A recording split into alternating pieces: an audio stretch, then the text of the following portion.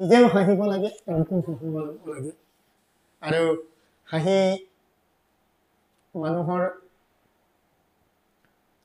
সৃষ্টি, মানুহে যেতিয়া আদিম অৱস্থাত হাঁহিব নাজানিছিল, মানুহে যেতিয়া গছৰ কুৰুমত, পাহাৰৰ মাজত বা গছ হেৰিয়াত গব্বৰত যেতিয়া মানুহে লুকাই আছিলে, কাপোৰ কানি পিন্ধিব নাজানিছিলে, গছৰ বাকলি পিন্ধিছিলে, তেতিয়া মানুহে হাঁহিব নাজানিছিলে। কিন্তু মানুহৰ সৃষ্টিৰ বহু হাজাৰ বছৰৰ পিছতে মানুহে হাঁহিব শিকিছে। হয়তো কোনোবাই ভাল লগা কথা ক'লে কাষৰজনে দাঁত পাৰি কেইটা উলিয়াই দিলে, তেতিয়া সেই যিজনে কথা কওঁতে দাঁত পাৰি উলিয়াই দিলে, সেই মানুহজনে তেনেকৈ ভাল লগা কথা ক'লে দাঁত কেইটা উলিয়াই দিয়ে, ভাল লগা কথা ক'লে দাঁত কেইটা উলিয়াই দিয়ে। তেতিয়া সেইদিনৰ পৰা সি বহুত ভাল কথা ক'বলৈ আৰম্ভ কৰিলে মানুহৰ আগত। ভাল কথা ক'লে দাঁত পাৰি উলিয়াই, তেতিয়া এই দাঁত পাৰি উলিয়াই থাকে এটা সময় হাঁহি নামে আৱিষ্কাৰ হোৱাৰ মানে। গতিকে মানুহৰ সভ্যতাৰ বহু বছৰৰ পাছতে, বহু হাজাৰৰ বছৰৰ পাছতে হাঁহি আহিলে বুলি কৈছে। গতিকে হাঁহি মোৰ মতে ভালকে সকলোৱে হাঁহিব লাগে। আৰু লক্ষ্মীনাথ বেজবৰুৱাই কৈছিলে অসমীয়া মানে হাঁহিব নাজানে, সেইকাৰণে মই ভালকে হাঁহিবলৈ যত্ন কৰোঁ। যিহেতু আপুনি উপাধিত লিখে মিৰি আগৰৱালা, আৰু আপোনাৰ পৰিয়ালৰ বিষয়েও কিছু কথা জানিব বিচাৰিম। আৰু যিহেতু আপুনি মিৰি আগৰৱালা লিখে, তাৰ আঁৰৰ কাহিনীটো ক'ব নেকি? সেই কবিতা ভাৱবিলাকত কিন্তু এটা মনৰ অসন্তুষ্টি ভাৱ এটা আছে। মানে মই সমাজখনক পাব বিচৰা সমাজখনক নোপোৱাৰ কাৰণে সেই বেদনাবিলাক কবিতাৰ আকাৰেদি প্ৰকাশ কৰোঁ। মানে বহুতৰ আগত ক'ব নোৱাৰো কাৰণে কবিতাৰ আকাৰত প্ৰকাশ কৰোঁ। সেইকাৰণে কবিতাবিলাকত সাহ, মুনিয়া, অভিমান, খং নিহিত হৈ থাকে। নমস্কাৰ প্ৰিয় দৰ্শক, মই মায়াই জোনাই বাৰ্তাৰ আজিৰ এই বিশেষ অনুষ্ঠানটিলৈ আপোনালোক সকলোকে স্বাগতম জনাইছোঁ।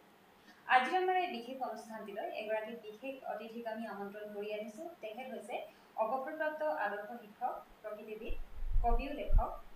শ্ৰীযুত তুষেশ্বৰ মেৰি আগৰৱালা ছাৰ। প্ৰথমে আমি আমাৰ এই অনুষ্ঠানটিলৈ ছাৰক স্বাগতম জনাইছোঁ। ধন্যবাদ। তাৰ পৰা কিছু কথা জানিব বিচাৰিম। যিহেতু ছাৰে নিজৰ গোটেই জীৱন শিক্ষকতাৰ সৈতে জড়িত আছিল, তাৰ লগতে তেখেতে প্ৰকৃতিবিদ হিচাপেও নিজকে নিয়োজিত কৰিলে আৰু সমাজ সেৱা ইত্যাদি বহুতো কাম তেখেতে নিজকে বহুতো কামত নিয়োগ কৰিলে। গতিকে এই বিষয়ে আপুনি কিবা ক'ব নেকি ছাৰ? নমস্কাৰ। জনাই বাৰ্তা পৰিয়ালবৰ্গক মই ধন্যবাদ জ্ঞাপন কৰিছোঁ মোক ইয়ালৈ আমন্ত্ৰণ কৰি অনাৰ কাৰণে। আপোনালোকে মোক এগৰাকী অৱসৰপ্ৰাপ্ত শিক্ষক হিচাপে যি কাম কৰিলে সেই বিষয়ে জনাৰ উপৰিও মই প্ৰকৃতি সংৰক্ষণ আৰু কাব্য চৰ্চা জগতত নিজক কেনেকৈ জড়িত কৰি ৰাখিলে সেই বিষয়ে আপোনালোকে জানিব বিচাৰিছে। শিক্ষকতা মোৰ জীৱনৰ এটি আদৰ্শ, আৰু শিক্ষকতাৰ মাজেদি মই সৰুকালৰ পৰা সমাজ সেৱা কৰাৰ মোৰ একান্ত ইচ্ছা আছিল। আৰু যি ঠাইত মোক শিক্ষক হিচাপে নিযুক্তি কৰা হৈছিল সেই ঠাই অসম অৰুণাচল সীমান্তৱৰ্তীত অৱস্থিত লাইমেকুৰি নামে ঠাইত মই শিক্ষক হিচাপে নিযুক্তি লাভ কৰিছিলোঁ। চাৰিওফালৰ পৰা অতি পিছপৰা আছিল, যাতায়ত, যোগাযোগ ব্যৱস্থা সকলো দিশৰ পৰা অতি পিছপৰা আছিল। মানুহৰ জীৱন যাপন শৈলী প্ৰকৃতিকেন্দ্ৰিক আছিল। তেনে স্থানত মই শিক্ষকতা কৰিবলৈ যেতিয়াই প্ৰথম নিযুক্তি পাইছিলোঁ, প্ৰথম অৱস্থাত মোৰ মন কিছু সেমেকি গৈছিল, মোৰ মন কিছু বেয়া লাগিছিল। ছাত্ৰ জীৱন চহৰীয়া অঞ্চলত পাৰ কৰিছিলোঁ, কিন্তু চাকৰি পালোঁ ইপিনে একদম গ্ৰাম্য অঞ্চলত, সেইটো অসম অৰুণাচলৰ নিচিনা একদম দুৰ্গম সীমান্তৱৰ্তী এলেকাত। প্ৰথম অৱস্থাত মন কিছু মোৰ হৈছিল, বেয়া লাগিছিল। কিন্তু পিছত দেখিলোঁ যে সেই অঞ্চলৰ মানুহৰ যদি আমাৰ নিচিনা শিক্ষিত মানুহবিলাকে আগুৱাই লৈ গৈ শিক্ষিত কৰি নতুলিলে আমাৰ এই শিক্ষা গ্ৰহণ কৰাৰ মূল্য বা থাকিল ক'ত। সেই কথা যেতিয়া মোৰ অনুভৱ হ'ল, তেতিয়া মই শিক্ষাৰ মাধ্যমেদি সেই অঞ্চলৰ ছাত্ৰ ছাত্ৰীসকলক শিক্ষিত কৰি তুলি শিক্ষাৰ পোহৰ দেখুৱাই জীৱনৰ নতুন বাট এটা দেখুৱাবলৈ মোৰ বিৰাট ইচ্ছা থাকিল। সেইকাৰণে মই ভাবিলোঁ যে শিক্ষকতাৰ যোগেদি মই জীৱনৰ মোৰ যিটো লক্ষ্য, সমাজক ভাল পোৱাৰ যিটো লক্ষ্য, সমাজৰ প্ৰতি কিবা এটা অৱদান দিয়াৰ যিটো মোৰ মনৰ স্পৃহা সেইটোক মই পূৰণ কৰিবৰ কাৰণে শিক্ষকতাৰ মাধ্যমেৰে মই কাম আৰম্ভ কৰিলোঁ আৰু সুদীৰ্ঘ তাত মই 32টা বছৰ শিক্ষকতা কৰিলোঁ মই যি সময়ত আহিছিলোঁ সেই সময়ত নল কাগৰি এৰালি আৰু কহুৱা বনেৰে আবৃত আছিল গোটেই অঞ্চল আৰু বাটৰ দুয়োপাৰে আছিল বাঘ ঢকা বন এই বিশাল বিশাল চেগুন আছিলে গুণকৰৈ আছিলে তিতাচপা আছিলে আৰু জীৱ জন্তু আছিলে তেতিয়া আমি প্ৰায় কষ্ট কৰি স্কুললৈ অহা যোৱা কৰিছিলোঁ কিন্তু এতিয়াতো স্কুলখন যি ৰূপলৈ আগবাঢ়িলে সেইটো দেখিলে মই নিজকে বহুত গৌৰৱ অনুভৱ কৰোঁ মানে স্কুলখনৰ এতিয়া ইয়াৰ পৰিৱেশ যেনে লাইমপুৰ উচ্চতৰ মাধ্যমিক বিদ্যালয়ত যেতিয়া মই আহিছিলোঁ তেতিয়া বাঁহ খেৰেৰে বনোৱা ঘৰ আছিলে এতিয়াতো কংক্ৰিটৰ ঘৰ আৰু বিদ্যালয়খন এতিয়া ফুলনি বাগিচাৰে বিভিন্ন গছ গছনিৰে মানে নদন বদন মানে আৰু বিদ্যালয়খন যথেষ্ট এটা উন্নতি হৈছে ইয়াৰ দ্বাদশ শ্ৰেণীলৈ উচ্চতৰ স্তৰলৈ উন্নীতকৰণ কৰা হয় আৰু বিদ্যালয়খনত এতিয়া এনেকুৱা ব্যৱস্থা আছে ডিজিটেলৰ ব্যৱস্থা আছে ডিজিটেল যোগেদি পাঠদান কৰিব পাৰে অটল টিংকাৰিং লেব আছে য'ত কেন্দ্ৰীয় চৰকাৰে 20 লাখ টকাৰ অনুদান দিয়ে তাৰ ছাত্ৰ ছাত্ৰীসকলক বিজ্ঞান দিশত উন্নতি কৰিবৰ কাৰণে সেই ব্যৱস্থাসমূহ বিদ্যালয়খনত আছে বাৰ্মি কম্পোষ্ট কেঁচু সাৰ প্ৰস্তুত কৰাৰ ব্যৱস্থা আছে ইৰিগেশ্যন ব্যৱস্থা আছে তাত দুবৰি বন ৰোৱাৰ ব্যৱস্থা আছে আৰু গোটেই বিদ্যালয়খনত বিজুলী বাতিৰে উজ্বলাই তোলাৰ ব্যৱস্থা আছে এতিয়াতো PMC প্ৰাইম মিনিষ্টাৰ ৰাইজিং আঁচনিৰ অধীনত বিদ্যালয়খন এতিয়া চৰকাৰে গ্ৰহণ কৰিছে আমাৰ ধেমাজিত এখন উল্লেখযোগ্য বিদ্যালয় বুলিব পাৰি গতিকে মই গৌৰৱ অনুভৱ কৰোঁ মানে সেইখন বিদ্যালয়ত শিক্ষকতা কৰি এতিয়া আপোনাৰ পৰা জানিব বিচাৰিম আপোনাৰ জীৱনশৈলী আচলতে আপোনাৰ জন্ম বিবাহ আৰু আপোনাৰ বিশেষ এটা কথা জানিব বিচাৰিম যিহেতু আপুনি উপাধিত লিখে মিৰি আগৰৱালা আৰু আপোনাৰ পৰিয়ালৰ বিষয়েও কিছু কথা জানিব বিচাৰিম আৰু যিহেতু আপুনি মিৰি আগৰৱালা লিখে তাৰ আঁৰৰ কাহিনীটো ক'ব নেকি বিষয়টো অতি নখন আমাৰ পৰিয়ালে এটা মাৰোৱাৰী পৰিয়াল কেনেকৈ মিৰি লিখে কিয় মিৰি হ'ল ইয়াৰ এটা দীঘলীয়া কাহিনী আছে প্ৰায় এতিয়াৰ পৰা 200-300 বছৰ আগৰ ঘটনা আমাৰ ককা সুদূৰ ৰাজস্থানৰ পৰা 1812 চনত অসমলৈ আহি 1812 চনত মুৰ্কংচেলেক নামে ঠাইত উপস্থিত হৈছিল 1812 চন এতিয়া প্ৰায় 300 বছৰ সংহ অৱস্থা আমাৰ আজু ককাৰ নাম দাতাৰাম আগৰৱালা তেওঁ আহি মুৰ্কংচেলেক গাঁৱতে মুৰ্কংচেলেক তেতিয়া দুখন গাঁও আছিলে ৰেগাং আৰু নাবাং আমাৰ গাঁৱতো ৰেগাঙত আছিলে সেই মুৰ্কংচেলেক গাঁৱত 1812 চনত আহি আমাৰ আজু ককাই ইয়াকামি পাইট নামৰ মাইকী মানুহ মিচিং মানুহ এগৰাকীৰ সৈতে বৈবাহিক জীৱন আৰম্ভ কৰে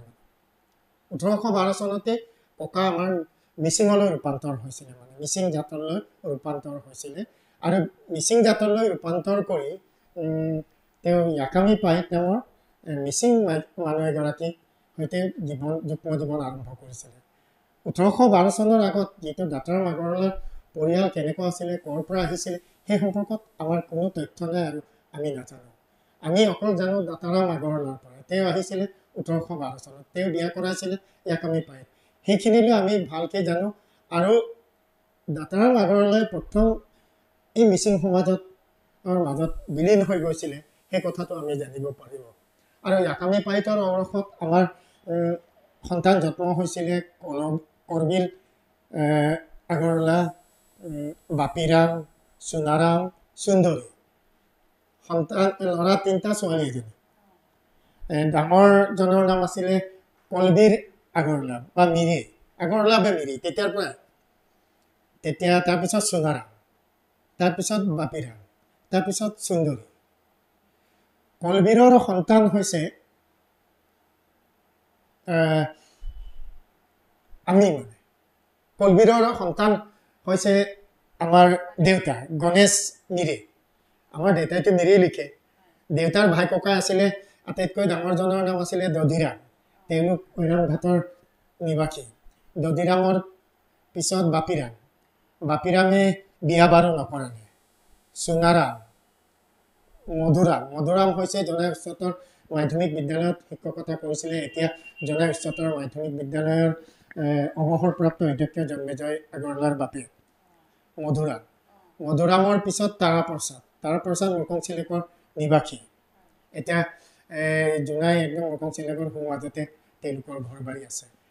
তাৰপিছত তাৰাপ্ৰসাদৰ পিছত গণেশ মিৰিয়া মোৰ দেউতাৰ নাম তেওঁ বাহিৰজনীয়া নিবাসী তাৰপিছত দুজনী ভনীয়েক আছিলে এটা জোনেশ্বৰী মুৰকংচেলে এতিয়া গগৈ পৰিয়াল আছে জনাই আটাইতকৈ পুৰণি অসমীয়া পৰিয়াল যাৰ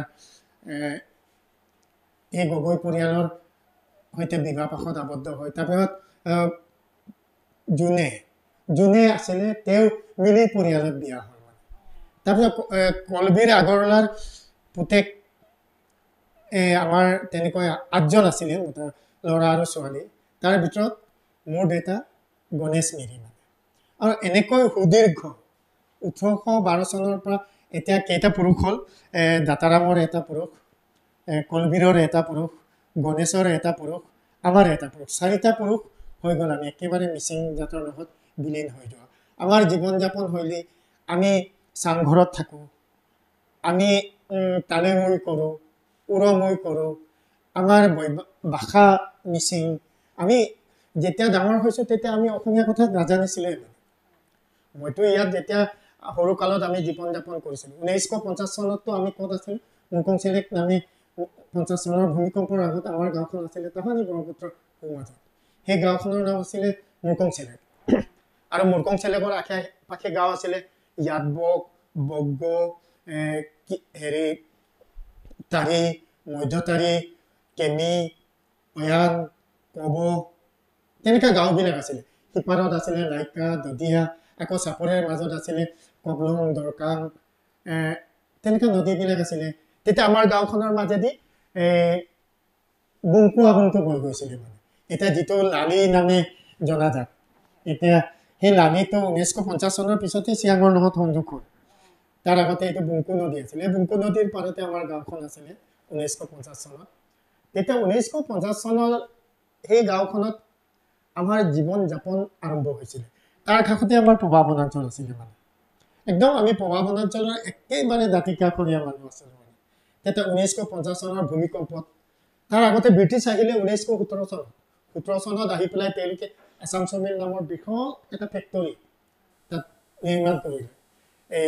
এছিয়াৰ সৰ্ববৃহৎ বোলে কাঠফলা মেচিন মানে প্লাইউড ফেক্টৰী তাতো তেতিয়া হেলিপেড আছিলে তেতিয়া ইলেক্ট্ৰিচিটি আছিলে তেতিয়া ট্ৰেইন লাইনো তেওঁলোকে নিজাকৈ বনাই লৈছিলে মানে ইমান মানে এখন তেতিয়া ধেমাজি চিলাপথাৰ ডিব্ৰুগড়ো তেনেকৈ বৃহৎ নগৰ নাছিলে মানে মুৰকংচেলেক অঞ্চলত বৃহৎ নগৰ এখন গঢ়ি উঠিছিলে মানে সেই মুৰকংচেলেকত তেতিয়া ব্ৰিটিছসকল তাতেই মানে সেই প্লাইউড ফেক্টৰী নিৰ্মাণ কৰিছিলে তাতে ইলেক্ট্ৰিচিটি আছিলে স্কুল আছিলে সেই স্কুলখনতে আমাৰ মোৰ দেউতা পঢ়া শুনা কৰিছিলে সেই স্কুলখনতে আমাৰ প্ৰকাশ চন্দ্ৰ মেধক ছাৰ যিটো জনাই উচ্চতৰ মাধ্যমিক বিদ্যালয়ৰ প্ৰতিষ্ঠাপক অধ্যক্ষ দিৰাম কুম্বাং ছাৰ জোনাই মহকুমাৰ মিচিং ভাষাৰ প্ৰথম উপন্যাসিক হিচাপে পৰিচিত সুৰেণ দলে আমাৰ দেউতাহঁতে তাতে পঢ়া শুনা কৰিছিলে মানে গগন আগৰৱালা তেওঁলোকে তাতে পঢ়া শুনা কৰিছিলে গগন আগৰৱালা তাতে পঢ়া শুনা কৰি পেলাই উজনি মিৰি এম ই স্কুল বুলি 1938 চনত তাত বিদ্যালয় স্থাপন কৰিছিলে গতিকে আমাৰ পৰিয়ালটো এই তাহানি দিনৰ পৰাই মিচিং আৰু আমি নাভাবোঁ যে আমাক কোনোবাই মই নিজে নাজানো মানে যে মই আগৰৱালা মানুহ আছিলোঁ মাৰোৱাৰী মানুহ আছিলোঁ সেই কথা আজিকালি ডাঙৰ হোৱাৰ পিছতে মানুহে কোৱাৰ পিছতে অনুভৱ কৰিছোঁ যে আমি আগৰৱালা আছিলোঁ আমি মাৰোৱাৰী আছিলোঁ সৰু কালততো আমি এই নদ নদী জান বিল গছ গছনি চৰাই চিৰিকটি সেইবিলাকৰ মাজতে ডাঙৰ দীঘল হৈছোঁ খেতিয়ক আছিলে আমাৰ পৰিয়ালটো আমাৰ এতিয়াও অজস্ৰ মাটি আছে খেতি বাতি কৰোঁ ৰদ বৰষুণৰ মাজতে ডাঙৰ দীঘল হৈছোঁ উপাধিটো আছে কাৰণে কোনোবাই ভাবিব পাৰে এইটো আগৰৱালা কিন্তু আমাৰ তেজে ঘামে পানীয়ে চব আমাৰ সংমিশ্ৰিত হৈ গ'ল আৰু মই নিজক গৌৰৱ কৰোঁ মই এগৰাকী বৰ চেনজিটিভ বৰ একদম প্ৰৱণতা প্ৰিয় মিচিং আৰু মিচিং চেতনাৰে মই নিজক চিন্তা কৰি ভাল পাওঁ আৰু মিচিঙৰ মাজেদিয়ে মোৰ সপোন মোৰ আশা আকাংক্ষাবিলাক প্ৰকাশিত হয় গতিকে মিচিঙৰ বাদে মই একো নাজানো আৰু কোনোবাই মোক মিচিং নহয় বুলি সন্দেহ কৰি ক'লে মই আঘাত পাওঁ সেয়ে মোৰ মানে হেৰিটো জীৱন যাত্ৰাটো ভাল লাগিলে বহুতখিনি কথা জানিলো ছাৰৰ পৰা এতিয়া জানিব বিচাৰিম আপোনাৰ পৰিয়ালটো যিহেতু বহুত ডাঙৰ বুলি আপুনি নিজেই ক'লে এতিয়া জানিব বিচাৰিম আপোনাৰ পৰিয়ালটো কিমান কলৈকে বিস্তৃত হৈ আছে মানে কলৈকে সিঁচৰিত হৈ আছে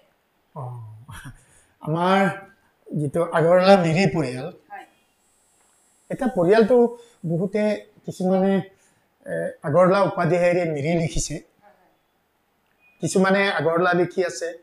কিছুমানে আগৰৱালা মিৰি লিখে মই মিৰি আগৰৱালা লিখোঁ আমাৰ পৰিয়াল এতিয়া সিঁচৰতি এনেকৈ হৈছে মানে হিচাপ দিবলৈ অলপ দিগদাৰী হয় একেবাৰে নেপাল পাইছে মানে নেপালতো আমাৰ আছে নেপালত আছে ডিমাপুৰত আছে কিন্তু সেইটো আমাৰ বিয়া বাৰু ফালৰ পৰা হৈছে বাইহঁতে বিয়া হৈছে আমাৰ বাই হৈছে বিয়া হৈছে নেপালত আৰু ডিমাপুৰত হৈছে অৰুণাচলত আছে আমাৰ পৰিয়াল এতিয়া চমকঙত আছে চিমেণ্ট চাপৰি চমকং তাত কমে 20 ঘৰমান আছে বাহিৰ জনাই তাত কমে 17-18 ঘৰমান আছে ঐৰাম ঘাট তেনেকৈ 11-12 ঘৰমান আছে মুৰকং চেলেগত আছে মুৰকং চেলেগ গাঁওখনত আছে তেনেকৈ গোটেই পৰিয়াল মিলি মেলি সম্ভৱতঃ 100ৰ ওপৰ হ'ব আৰু আমি হেৰি কৰা নাই এতিয়ালৈকে পিয়ল কৰা নাই কিন্তু আমাৰ বংশ পৰিয়ালৰ হিচাপ নিকাচ যদি কৰোঁ হাজাৰৰ মানে প্ৰায় 3-4 হাজাৰৰ ওপৰত হ'ব বুলি আমি অনুমান কৰিছোঁ মানে আমাৰ পৰিয়ালটো ইমানলৈকে মানে ইয়াত ব্যাপকতা লাভ কৰিছে মানে তাৰপিছত ৰোৱাত গাঁৱতো এতিয়া আমি আছোঁ আমাৰ পৰিয়ালটো ৰতকি গাঁৱত আছে আছে বহুত জেগা আছে মোৰ ঠিক আৰু বহুত জেগাত আছে তেনেকৈ আমাৰ বহুত পৰিয়াল বিভিন্ন গাঁৱত সিঁচৰতি হৈ গ'ল বিয়া বাৰুতো গোটেই অসমতে মিচিং সমাজৰ লগত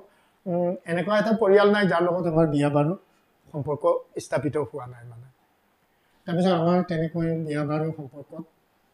পৰিয়ালৰ সম্পৰ্কত মই জনালোঁ ইয়াৰ লগতে আৰু এটা কথা জানিব বিচাৰিম যিহেতু আপোনালোকৰ পৰিয়ালটো জোনাই সম্বন্ধে মানে আপুনি ইতিমধ্যে ক'লে 300 বছৰ হ'বলৈ হ'ল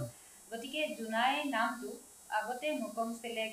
বা এতিয়াও মুৰকং চেলেক নামটো আছে যিহেতু আমাৰ ৰেলৱে ষ্টেচনটো মুৰকং চেলেক নামৰে আছে আৰু লগতে জোনাই বা জনাই এই নামটো সম্বন্ধে বা জোনাইখনৰ বিষয়ে আপুনি কিবা সবিশেষ জানে নেকি মুৰকং চেলেকটোৰ সম্পৰ্কে মুৰকং চেলেক আৰু জোনাই বৰ্তমান এই সম্পৰ্কত বহুত মানুহৰ বিবিধ ধৰণে চৰ্চা কৰে আৰু লিখা মেলাও কৰিছে হয়তো তেখেতসকলে গৱেষণা কৰি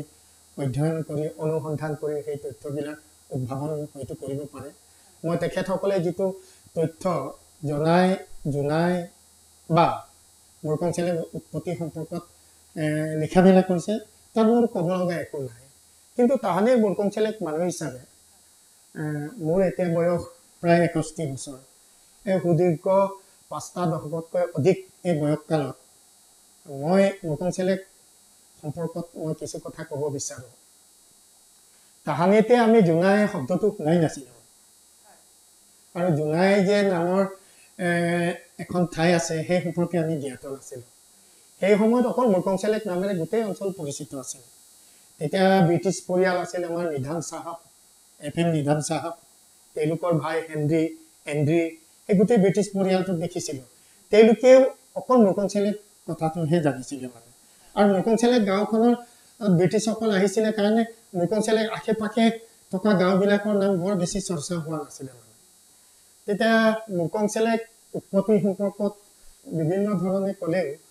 এই ব্ৰিটিছসকল অহাৰ কাৰণে মুৰকং চেলেক নামটো বেছি মই জনপ্ৰিয় হ'ল বুলি ভাবোঁ এতিয়া মানুহে বহুতে কয় মুৰকং চেলেক আহোমে মান আক্ৰমণৰ সময়ত আহোম আৰু মানৰ যেতিয়া যুদ্ধ হৈছিলে মান সৈন্যই ইয়ালৈ আহি ইয়াত জিৰণি লৈছিলে বোলে জিৰণি লওঁতে পাদান আৰু মিঞং সকলে হেৰিবিলাক মানসকলক খেদিবৰ কাৰণে মিচিং ৰজাৰ সৈতে যোগাযোগ কৰিছিলে তেতিয়া মিচিংসকলক মানসকলে ভাল পাইছিলে কাৰণ মানসকলে চাংঘৰত আছিলে ইয়াত আহি দেখিলে মিচিংসকলৰো চাংঘৰ মানসকলে ভাবিছিলে আমাৰে একে বংশ দেখোন সেইকাৰণে মানে বৰ বেছি অত্যাচাৰো কৰা নাছিলে মানে তেওঁলোকক হেৰিও কৰা নাছিলে বোলে তেতিয়া মানে মিচিঙক দেখি পেলাই মান তেতিয়া তাত জিৰণি লৈছিলে কিন্তু পাদান মিঞং সকলে মানৰ ইয়াত আক্ৰমণটো সহজভাৱে নহব পৰা নাছিল তেতিয়া মিচিংসকলৰ সৈতে মিলি ৰাতি মানুহবিলাকক মানে গাহৰি মাংস আপোনেৰে আলপৈচান ধৰি পুৰা খোৱা বোৱা কৰালে তাৰপিছত মান সৈন্যবিলাকক খুৱাই বুৱাই পুৰা নিচাসক্ত হোৱাৰ পিছত এফালৰ পৰা মিচিং মিঞং আৰু পাদান গোটেই সৈন্য মিলি পেলাই মানুহক কাটিব ল'লে মানে তেতিয়া প্ৰাণৰ মমতাত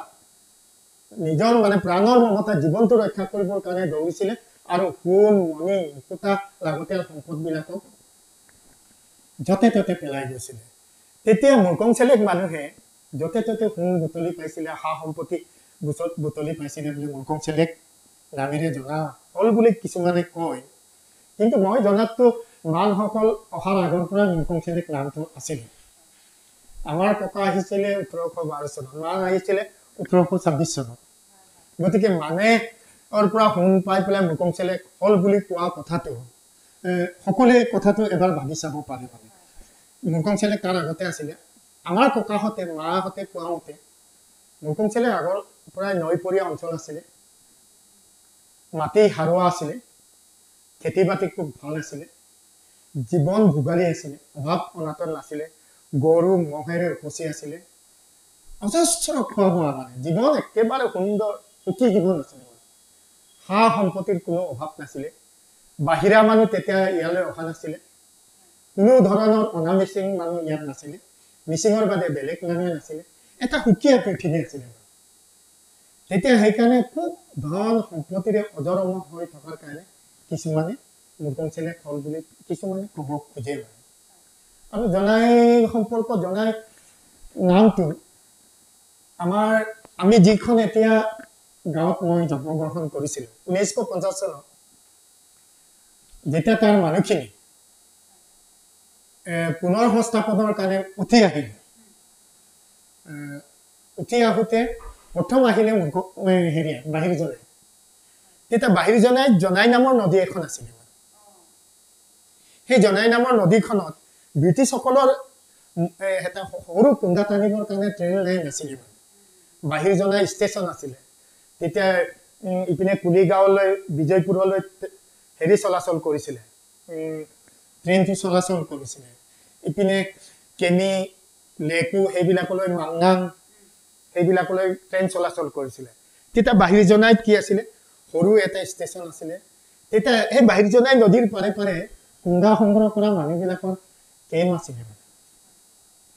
এই কেম্পবিলাক যেতিয়া আছিলে 1950 চনৰ ভূমিকম্প চব মানুহ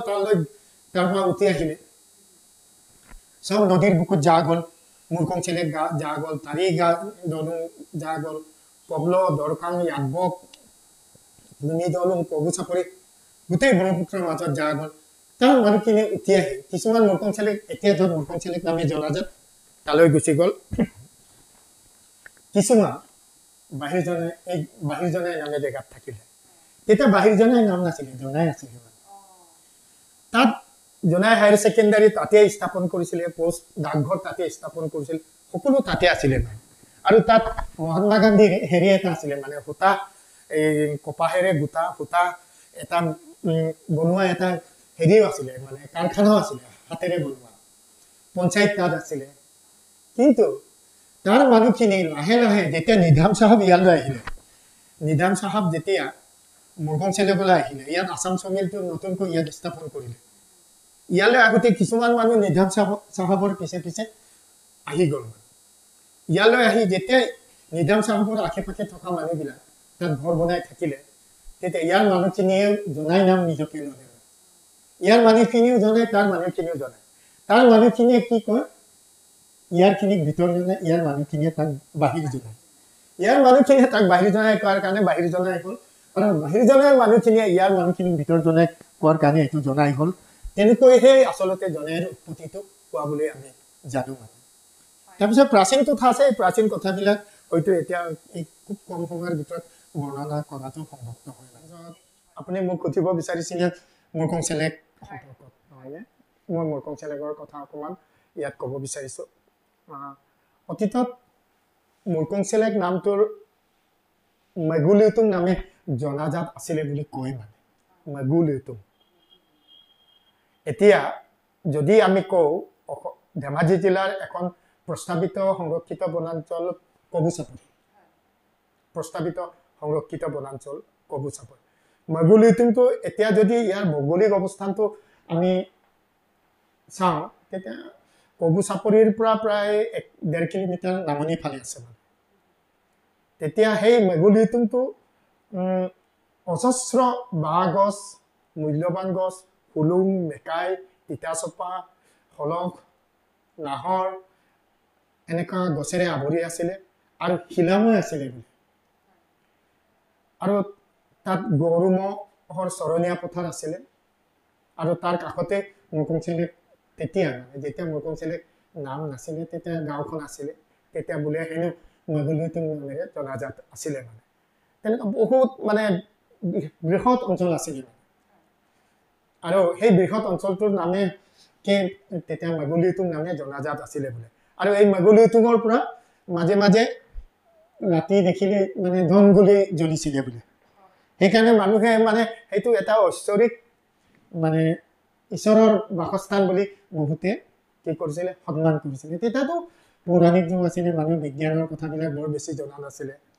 এটা ধনগুলিটো যে বিজ্ঞান বিশ্লেষণ কৰিলে এইটো বিজ্ঞানৰ পৰিগত না কিন্তু তেতিয়া ধনগুলিটোকে মানে মানুহে খুব জ্বলে তাত শিলাময় পানী নাই এই মেগুলিউটুম মেগু মানে গৰম লিউটুম মানে উলিঙাটো শিলৰ টুকুৰা মেগুলিউটুম তেনেকৈ শিলৰ টুকুৰাৰে গৰম হৈ থাকে তাৰ পানীও অকণমান কুহুমীয়া আছিলে বোলে সেইকাৰণে সেই মেগুলিউটুম নামেৰে বিখ্যাত আছিলে তাৰপিছত মুৰকং চেলেক নামেৰে জনাজাত আৰু মুৰকং চেলেক ধন সম্পত্তিৰে অজস্ৰ হৈ থকাৰ কাৰণে ইয়াত মুৰকং মানে ধন সম্পত্তি আৰু চেলেক মানে চাপৰি মানে ধন সম্পত্তিৰ চাপৰি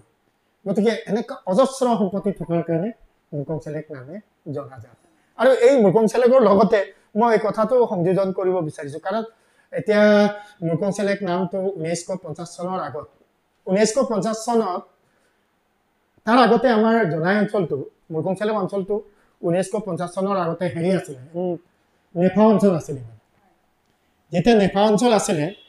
তেতিয়া আমাৰ হেডকোৱাৰ্টাৰ আছিলে চৈখোৱা আৰু আমাৰ সদৰ আছিলে পাছিঘাট এই হেৰি আছিলে মানে কাৰ্যালয়বিলাক মানে সম্ভৱতঃ এতিয়া চাৰ্কল অফিচ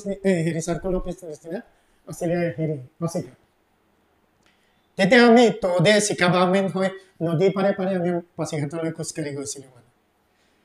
এই তেতিয়া 1950 চনত কিন্তু যেতিয়া গোপীনাথ বৰদলৈ কমিটিয়ে ভাৰত স্বাধীন হোৱাৰ পিছত এই মুৰকং চেলেক অঞ্চলটো নেফাত থাকিবনে অৰুণাচলত থাকিবনে অসমত থাকিব সেই প্ৰশ্নটো যেতিয়া উত্থাপন হ'ল তেতিয়া গোপীনাথ বৰদলৈ কমিটি গঠন কৰি পেলাই ইয়াৰ মানুহৰ মতামত লৈছিলে সেই মতামতত ইয়াৰ মানুহখিনিয়ে অসমত থাকিম বুলি মতামত দিলে তেতিয়া অসমত যেতিয়া থাকিম বুলি ক'লে তেতিয়া 1991 চনত মুৰকং চেলেক অঞ্চলক হস্তান্তৰিত মুৰকং চেলেক ট্ৰেন্সফাৰ এৰিয়া হিচাপে ঘোষণা কৰিলে চোৱা তেতিয়া মুৰকং চেলেক হস্তান্তৰিত অঞ্চল মুৰকং চেলেক উন্নয়ন খণ্ড মুৰকং চেলেক ৰেলৱে ষ্টেচন গোটেই মুৰকং চেলেক নামেৰেহে জনাজাত আছিলে মানে কিন্তু যেতিয়া মুৰকং চেলেক 1951 চনত যেতিয়া ট্ৰেন্সফাৰ হস্তান্তৰিত এলেকা হিচাপে ঘোষণা কৰিলে তেনেকৈ তেতিয়া এছিষ্টেণ্ট পলিটিকেল অফিচাৰৰ অধীনত মুৰকং চেলেক অঞ্চলটো শাসন চলিছিলে মানে সেই শাসন 1979 লৈ চলিছিলে 1979 মুৰকং চেলেক অঞ্চলটো মহকুমা ৰূপে উন্নীত কৰা হ'ল 1979 কিন্তু যিদিনা মহকুমা ৰূপে উন্নীত কৰা হ'ল তেতিয়াৰ পৰা মুৰকং চেলেক নামাকৰণ নকৰি জোনাই নামে নামকৰণ কৰিলে। জোনাই মহকুমা বুলি নামকৰণ কৰা হ'ল, কাৰণ 1979 চনত জোনাইখনক মহকুমালৈ উন্নীত কৰা হ'ল। কিন্তু মানে বৰ কথাটো আচৰিত হ'ব লগা কথাটো কি, জোনাই নাছিলে নামটো, জনাইহে আছিলে। মানে এতিয়া অপভ্ৰংশ হৈ পেলাই জোনাই কয়, কিন্তু জনাই নামৰ উৎপত্তিটো ইয়াৰ প্ৰাচীন কিছুমান কথা আছে। মানে কি আছিলে, আগতে বোলে বিশ্বাস কৰিছিলে যে চিয়াং নৈখন এতিয়া যিটো অৰুণাচল এই ৰুকচিন মহকুমা এই পাহাৰৰ নামনিয়েদি বৈ গৈছিলে। সেই নামনিয়েদি বৈ গৈ তেতিয়া ডাঙৰ নৈখনক কি নাম কৈছিলে, জনেজ, বৃহৎ নৈ, নৈ মাতৃ জনেজ। তাৰপিছত উপনৈবিলাকক আনে, উপনৈবিলাকক আনে। এই আমাৰ বাহিৰ জনাই নৈখন আনে, মানে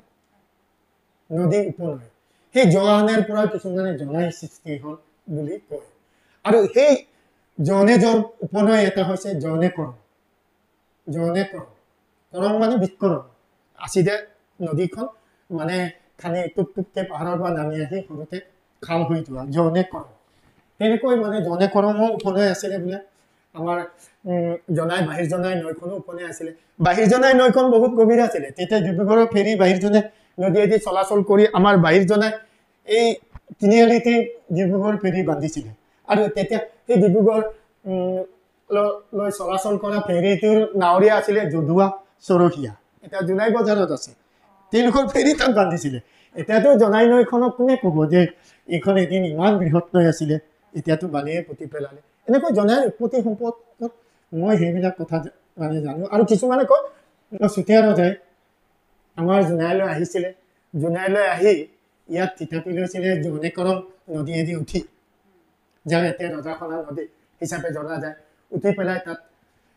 ৰাজধানী পাতিছিলে, যাক এতিয়া জোন কাৰেং বুলি কয়। তেতিয়া আমাৰ বোলে হেনো মিচিং নিগমৰ এজনী দীপ কইনা আছিলে, তাৰ নাম জনা গাভৰু। মিচিং নিগম আৰু চুতীয়া ৰজাক মানে খুব পাহাৰীয়া নিৰীবিলাকে আদিবিলাকে উৎপাত কৰিছিলে, মানে অত্যাচাৰ কৰিছিলে। তাৰ পৰা ৰক্ষা পাবৰ কাৰণে কি কৰিছিলে, চুতীয়া ৰজাই মিচিং নিগমৰ সৈতে সন্ধি কৰিছিলে যে আমি দুয়োটাই মিলি পাহাৰীয়া মানে জনগোষ্ঠীবিলাকৰ আক্ৰমণ প্ৰতিহত কৰিব লাগে। তেতিয়া চুতীয়া ৰজাৰ সৈতে আমাৰ মিচিং নিগমৰ মিত্ৰতা হোৱাৰ কাৰণে মিচিং নিগমৰ দীপ কইনা জনা গাভৰু চুতীয়া ৰজালৈ বিয়া দিছিলে। বিয়া দিয়াৰ কাৰণে চুতীয়া ৰজাই জনেকাৰেঙত পুখুৰী কান্দিলে, জোন কাৰেং পুখুৰী। আৰু সেই ঈশ্বৰ পথাৰ নে ক'ত এটা তাত আৰু এটা পুখুৰী পাতিলে, জনা গাভৰু পুখুৰী বুলি তাত পাতিলে বোলে। এই জনা গাভৰুৰ পৰা জনাই সৃষ্টি হ'ল বুলি কিছুমানে কয়। মানে গতিকে জনাই সৃষ্টিত বহুতো মানুহৰ বহুতো মত আছে। এনেকৈ মানে ইয়াৰ কিন্তু ইতিহাস প্ৰসিদ্ধ অঞ্চল। এই জনাইৰ এতিয়াও ৰজাখনাৰ ভগ্নাৱশেষবিলাক এতিয়াও আছে। তদন্ত কৰিলে চাগে এইবিলাকক প্ৰত্নতাত্ত্বিক বিভাগে যদি খনন কাৰ্য চলায়, ইয়াৰ কি জানো উৎপত্তিৰ সময়বিলাক মানে নিৰ্ধাৰণ কৰিব পৰা হ'ব। এইখিনি মই নিজৰ পৰিয়াল আৰু জনাই উৎপত্তি মোৰ অঞ্চলৰ উৎপত্তি সম্পৰ্কত অৱগত কৰিলোঁ। ভাল লাগিলে আপোনাৰ কথাবোৰ, সঁচাই খুব ধুনীয়াকৈ ছাৰে যিহেতু ছাৰৰ পৰা বহুতখিনি নজনা কথা গম পালোঁ। আৰু এতিয়া যিহেতু ছাৰ বহুত দিনৰ পৰাই আপুনি লিখা মেলাৰ সৈতে জড়িত হৈ আছে, আৰু যিহেতু আপোনাৰ এটা পৰিচয়ো আছে, কবি লগতে লেখক, আৰু যিহেতু খুব ধুনীয়া ধুনীয়া কবিতা আপুনি কিছুমান আলোচনীত আপোনাৰ প্ৰকাশ পাইছে, গতিকে আপোনাৰ পৰা দুটামান কবিতা আমি জানিবলৈ বিচাৰিম, বা আপুনি যদি পাঠ কৰিব বিচাৰে আমাৰ দৰ্শকক এবাৰ যদি পাঠ কৰি শুনাই দিয়ে ভাল পাম। কবিতা চৰ্চা সৰুকালৰ পৰাই কৰিছিলোঁ। এটা কবিতা এটা স্বভাৱগত দুৰ্বলতা আছিলে। তাৰপিছত কবিতা একচুৱেলি মই লিখিবলৈ মোক প্ৰেৰণা দিলে প্ৰভা বনাঞ্চলখনে। মানে মই যেতিয়া প্ৰভা বনাঞ্চলৰ সংৰক্ষণৰ কামত জড়িত আছিলোঁ, তেতিয়া মোক সবিতা লহকৰ গুৱাহাটী তেওঁ এখনি আলোচনী আছিলে আজৰি, তেওঁ ধেমাজিলৈ আহিছিলে। ধেমাজিলৈ আহোঁতে মোক ক'লে যে আপোনাৰ কবিতা সৌম্যদীপ দত্তই এবাৰ মোক দেখুৱাইছিলে ভাল লাগিলে লিখিব তেতিয়া মই প্ৰথম আলোচনীত কবিতা তাত দিলোঁ কলেজততো মোৰ ভাল কবিতা মানে বহুত হেৰি কৰিছিলে মই এপিটাপ বুলি কবিতা এটা লিখিছিলোঁ মনৰ কথাবোৰ ক'ব নোৱাৰোঁ জানোচা বৰফৰ দৰে গলি যায় তোমাকতো ক'ব নোৱাৰোঁ মনৰ কথাবোৰ জানোচা গিলাচৰ দৰে মন ভাঙি যায় এনেকুৱা এটা এপিটাপ বুলি কবিতা কলেজত লিখিছিলোঁ তেতিয়া মানুহে ছাত্ৰ ছাত্ৰীবিলাকৰ মাজত মই সেই কবিতাটো খুব জনপ্ৰিয় হৈছিল চৰ্চা হৈছিল তাৰপিছত মিচিং কবিতাও চৰ্চা কৰিছিল পিছত এই ছবিতা নহকৰে যেতিয়া মোক সম্ভৱতঃ এইটো 2004-05 চনৰ কথা হ'ব চাগে তেতিয়াৰ পৰা মই কাব্য চৰ্চা অসমীয়া ভাষাত কাব্য চৰ্চা নিৰন্তৰভাৱে কৰি আছোঁ আজি তাৰিখলৈ মোৰ কবিতা অসমৰ প্ৰায়বিলাক আলোচনীত কাকতত প্ৰকাশ হৈছে বিশেষকৈ গৰিয়সী প্ৰান্তিক সাঁথৰি আজৰি সেইবিলাকত প্ৰকাশ হৈছে আৰু বাতৰি কাকতত অসমৰ প্ৰায় কাকত অসমৰ প্ৰায়বোৰ এটা কাকত বাদ পৰা নাই তাত মই অসমীয়া কবিতাও মাজে মাজে লিখোঁ আৰু সেই তেনেকৈ মই অসমীয়া কাব্য চৰ্চা কৰি আছোঁ আৰু কবিতাবিলাক এটা মনৰ ভাৱ মানে কিন্তু সেই কবিতা ভাৱবিলাকত কিন্তু এটা মনৰ অসন্তুষ্টি ভাৱ এটা আছে মানে মই মনে সমাজখনক পাব বিচৰা সমাজখনক নোপোৱাৰ কাৰণে সেই বেদনাবিলাক কবিতাৰ আকাৰেদি প্ৰকাশ কৰোঁ মানে বহুতৰ আগত ক'ব নোৱাৰোঁ কাৰণে কবিতাৰ আকাৰত প্ৰকাশ কৰোঁ সেইকাৰণে কবিতাবিলাকত সাহ মুনিয়া অভিমান খং নিহিত হৈ থাকে মানে মোৰ মানে কবিতাৰ চহা জীৱন কেন্দ্ৰিক এই তাৰ ওপৰতে ভিত্তি কৰি মই লিখোঁ আৰু সেইকাৰণে মই সেই চহা কেন্দ্ৰিক কবিতাবিলাককে লিখি আজি তাৰিখলৈ চেষ্টা কৰি আছোঁ মানে মই ইয়াত দুটামান কবিতা পাঠ কৰি দিম মোৰ ইতিমধ্যে দুখন কাব্যপুথি প্ৰকাশ হৈছে প্ৰথমটো আছিলে মোৰ চনপৰা পথাৰলৈ নামি আহিছে এজাক বৰষুণ 2009 চন আৰু দ্বিতীয়তে প্ৰকাশ হৈছে 2019 চনত মোৰ গাঁৱৰ এটি স্কেচ তাৰে মই এটা কবিতা পাঠ কৰিব বিচাৰিছোঁ কবিতাৰ শিৰোনাম আপুনি হাঁহিবলৈ এৰি দিছে আজিকালি মানুহ হাঁহিবলৈ বহুতে কষ্ট কৰে মানে কষ্ট কৰি হাঁহে মানে অন্তৰেৰে নাহাঁহে মানে আৰু হাঁহিবিলাক বৰ কৃত্ৰিম মানে এই আচল হাঁহি বিচাৰি মই এই কবিতাটো লিখিছিলোঁ আপুনি হাঁহিবলৈ এৰি দিছে কথা কোৱাও কমাই দিছে কি হৈছে আপোনাৰ বৰ ব্যস্ততা বাঢ়িছে নেকি কুলাই পাছিয়ে নদৰা দুখৰ আঘাতত নিস্তেজই আহিছে নেকি আপোনাৰ আশা আকাংক্ষা নতুবা মানুহৰ কথাই কাটিছে নেকি আপোনাৰ হৃদয় আপুনি হাঁহিও যে আনৰ আগত হাঁহিব পৰা নাই কান্দিও যে আনৰ আগত চকু পানী টুকিব পৰা নাই কি হৈছে আপোনাৰ চকু মুখত পৰিস্ফুট মৌনতাৰ গভীৰ চাপ হৌৱা চাওকচোন পকা ধানৰ পথাৰত দাৱনীয়ে গুণগুণাই গান গাইছে হেঁপাহৰ গান নিজৰাৰ পৰা নিগৰা হাঁহিত নামি আহিছে মতলীয়া শৰত চৌদিশে বিয়পিছে ৰদৰ প্ৰাণময় চুমা অথচ আপুনি কিয় বিনিময় কৰিব পৰা নাই জীৱনৰ বাকৰি মই জানো আপুনি গাব জানে অম্লান সুৰত মানুহৰ গান মই জানো আপুনি গাব জানে অম্লান সুৰত মানুহৰ গান আপুনি সহিব জানে দুখ শোকৰ সমস্ত বোজা আপুনি হ'ব জানে মানুহৰ কাৰণে এটি প্ৰাণময় হাঁহি অথচ আপুনি কিয় নিতৰ হৈ আছে শিলামূৰ্তিৰ দৰে আপুনি প্ৰাণ খুলি নিজে হাঁহি আনকো হহুৱাওক নহ'লে কাৰ সৈতে যাপন কৰিম এই কাঁইটীয়া জীৱন এই কবিতাটো মোৰ হাঁহিৰ ওপৰত লিখিছিলোঁ মানে হাঁহি নিজেও হাঁহিব লাগে আনকো হহুৱাব লাগে আৰু হাঁহি মানুহৰ সৃষ্টি মানুহে যেতিয়া আদিম অৱস্থাত হাঁহিব নাজানিছিল মানুহে যেতিয়া গছৰ কুৰুমত পাহাৰৰ মাজত বা গছ হেৰিয়াত গব্বৰত যেতিয়া মানুহে লুকাই আছিলে, কাপোৰ কানি পিন্ধিব নাজানাছিলে, গছৰ বাকলি পিন্ধিছিলে, তেতিয়া মানুহে হাঁহিব নাজানিছিলে। কিন্তু মানুহৰ সৃষ্টিৰ বহু হাজাৰ বছৰৰ পিছতে মানুহে হাঁহিব শিকিছে। হয়তো কোনোবাই ভাল লগা কথা ক'লে কাষৰজনে দাঁত পাৰি কেইটা উলিয়াই দিলে, তেতিয়া সেই যিজনে কথা কওঁতে দাঁত পাৰি উলিয়াই দিলে, সেই মানুহজনে তেনেকৈ ভাল লগা কথা ক'লে দাঁত কেইটা উলিয়াই দিয়ে, ভাল লগা কথা ক'লে দাঁত কেইটা উলিয়াই দিয়ে। তেতিয়া সেইদিনৰ পৰা সি বহুত ভাল কথা ক'বলৈ আৰম্ভ কৰিলে মানুহৰ আগত। ভাল কথা ক'লে দাঁত পাৰি উলিয়াই, তেতিয়া এই দাঁত পাৰি উলিয়াই থাকি এটা সময় হাঁহি নামে আৱিষ্কাৰ হোৱাৰ মানে। গতিকে মানুহৰ সভ্যতাৰ বহু বছৰৰ পাছতে, বহু হাজাৰৰ বছৰৰ পাছতে হাঁহি আহিলে বুলি কৈছে। গতিকে হাঁহি মোৰ মতে ভালকে সকলোৱে হাঁহিব লাগে। আৰু লক্ষ্মীনাথ বেজবৰুৱাই কৈছিলে অসমীয়া মানে হাঁহিব নাজানে, সেইকাৰণে মই ভালকে হাঁহিবলৈ যত্ন কৰোঁ।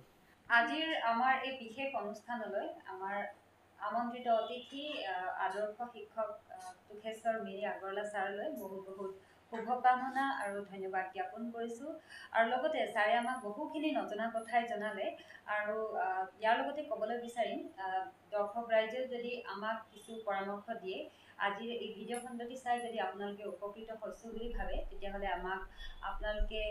পৰামৰ্শ দিব পাৰে। আৰু ইয়াৰ পিছতে আমি পুনৰ পৰৱৰ্তী খণ্ডলৈ পুনৰ লগ পাম বুলি আশা ৰাখি আৰু আজিলৈ ছাৰক বিদায় দি আজিৰ এই অনুষ্ঠান আমি সামৰিবলৈ বিচাৰিছোঁ। ধন্যবাদ। নমস্কাৰ। ময়ো জনাই বাৰ্তাই মোক মনৰ ভাৱখিনি ব্যক্ত কৰাৰ এটা সুবৰ্ণ সুযোগ দিলে। মই ইয়াত হঠাতে মনত ভবা কথাবিলাক ব্যক্ত কৰিছোঁ। ক'ৰবাত ভুল ভ্ৰান্তি ৰৈ যাব পাৰে। গতিকে যিসকল ব্যক্তিয়ে মোৰ এই অনুষ্ঠানটো চাব, ভুল ভ্ৰান্তিবিলাক মোক শুধৰাই দিব। আৰু যদি ক'ৰবাত ভুল ভ্ৰান্তি হৈছে তাৰ কাৰণে মোক ক্ষমাও কৰিব বুলি আশা ৰাখি মই জোনাই বাৰ্তা পৰিয়ালবৰ্গলৈ মোৰ অপুৰন্ত ধন্যবাদ জ্ঞাপন কৰিলোঁ।